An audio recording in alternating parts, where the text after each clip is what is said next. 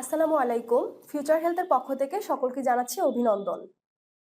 Collagen শব্দটি বর্তমানে খুবই ট্রেন্ডি একটি শব্দ।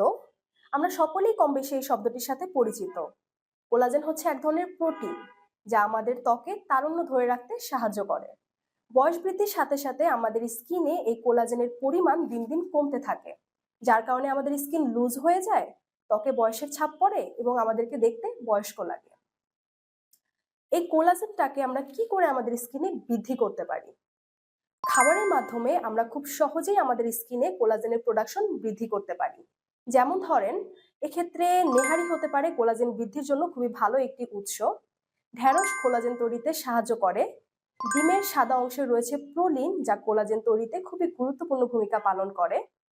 মাছ, বিশেষ করে সামুদ্রিক মাছ কোলাজেন তৈরির খুবই ভালো একটি উৎস হতে পারে।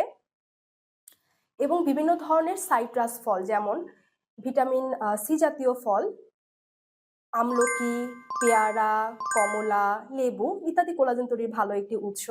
এছাড়াও আমরা আমাদের ডায়েটে কাজু বাদাম এবং মুরগির মাংস ইনকর্পোরেট করতে পারি, যা কোলাজেন তৈরির জন্য খুবই গুরুত্বপূর্ণ ভূমিকা পালন করে।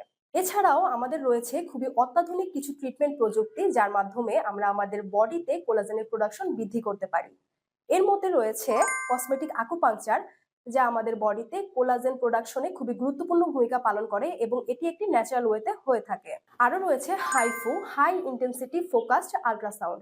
এই হাইফু ট্রিটমেন্ট আমাদের স্কিনে কোলাজেনের প্রোডাকশন বৃদ্ধির জন্য খুবই জনপ্রিয় এবং শতভাগ কার্যকরী একটি ট্রিটমেন্ট পদ্ধতি। এছাড়াও আমাদের আরও রয়েছে টিকার থেরাপি, যার মাধ্যমে আমরা আমাদের বডিতে কোলাজেনের প্রোডাকশন বৃদ্ধি করতে পারি। ধন্যবাদ সবাইকে। আল্লাহ হাফিজ।